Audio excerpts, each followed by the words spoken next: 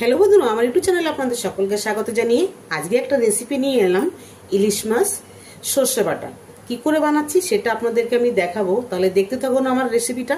তো মাছগুলোকে আমি ধুয়ে নিয়েছি, এর মধ্যে একটু লবণ আর একটু হলুদ মাখিয়ে কিছুক্ষণের জন্য আমি রেখে দেব।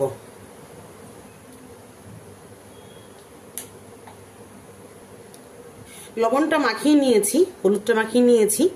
এর মধ্যে মাখিয়ে দিলে মাছটার মধ্যে লবণ বেশ ভালো ঢুকে যায়।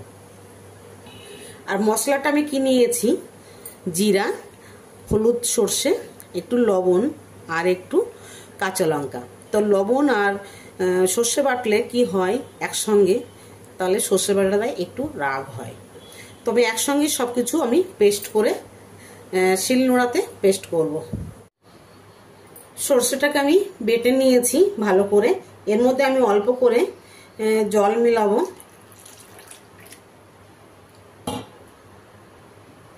ভালো করে মিলিয়ে নেব। কড়াইটা বসিয়ে দিয়েছি, দিয়ে দেবো বেশ খানিকটা সর্ষের তেল। তেলটা গরম হয়ে গেছে, আমি এবার দেবো কালো জিরা,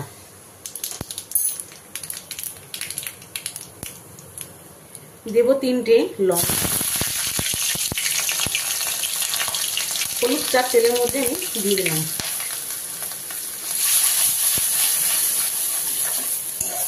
ভালো করে আমি তেলটার মধ্যে লঙ্কাটাকে ভেজে নেব।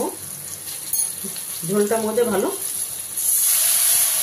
দিয়ে দিলাম আমি সর্ষে বাটার জলটা, দেব লবণ। ঝোলটা ফুটে গেছে, এবার আমি দিয়ে দেবো মাছ।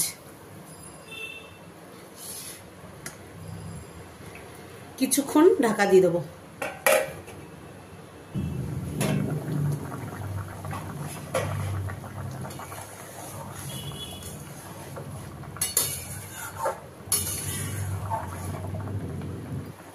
হয়ে গেছে আমার রান্নাটা। আমি অল্প করে সর্ষের তেল দিয়ে দেবো ছড়িয়ে।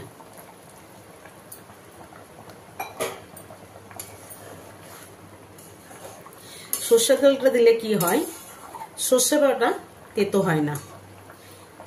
এবার দিয়ে দেবো ধনিয়া পাতা।